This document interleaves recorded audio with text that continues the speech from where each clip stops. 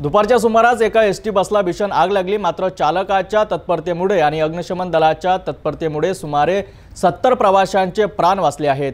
ही बस पूर्णपणे जळून खाक झाली असली तरी कोणतीही जीवितहानी झाली नाही, ही सर्वात महत्त्वाची बाब आहे। ही घटना काल सोमवार दिनांक 23 जून रोजी दुपारी 1:30 वाजता अमरावतीतील कठोरा रोडवरील रंगोली लॉन जवळ घडली। महाराष्ट्र राज्य परिवहन महामंडळाची बस क्रमांक MH40Y5694 ही चांदूर बाजारहून अमरावती डेपोकडे येत होती। या बसमध्ये जवळपास 70 प्रवासी प्रवास करत होते। बसचे चालक दिनेश खोब्रागडे यांनी बस चालवत असताना अचानक बसमधून धूर येताना पाहिला।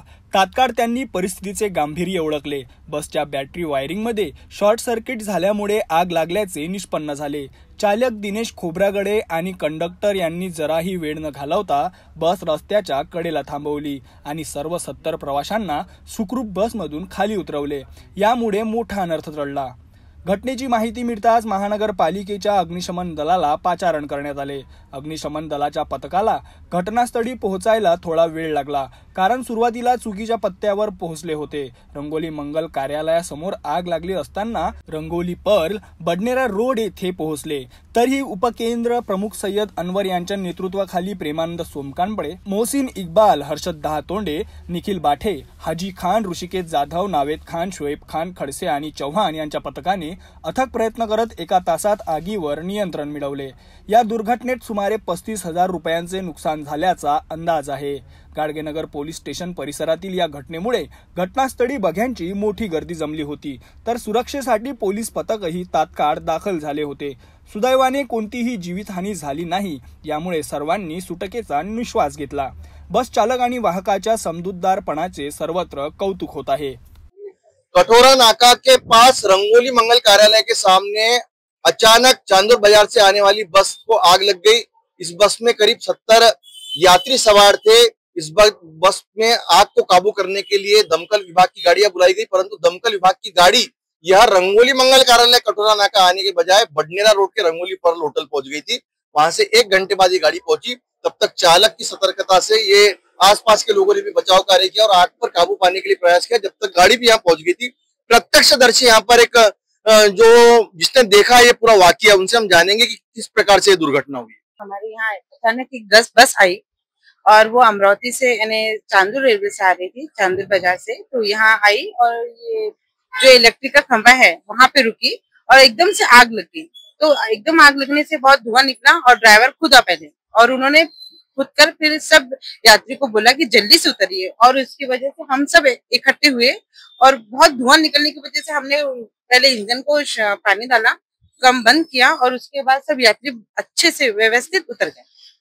और उसके बाद बस फायर ब्रिगेड आई और पानी वगैरह डाल किया उन्होंने, और बस बढ़िया अच्छे से सब अच्छा हो गया। किसी की जान नहीं गई और सब यात्री बच गए।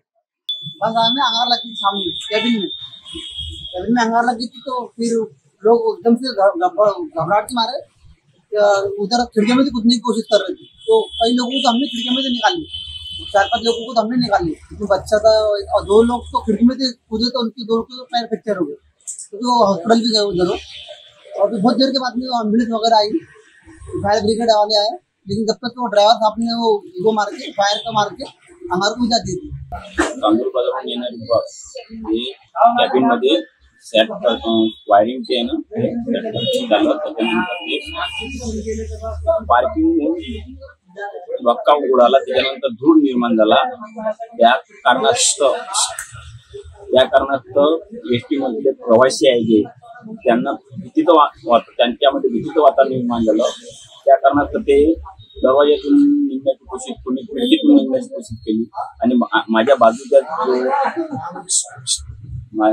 बाजूचा जो हे आहे मेकॅनिकल, त्यांनी 5-6 जणांना खिडकीद्वारे बाहेर काढलं आणि मुलांना बाहेर काढलं, आणि एक त्यामध्ये प्रवासी थोडा जखमी झाला खिडकीतून उडी टाकल्यामुळे त्यांनी बाकी काही नाही।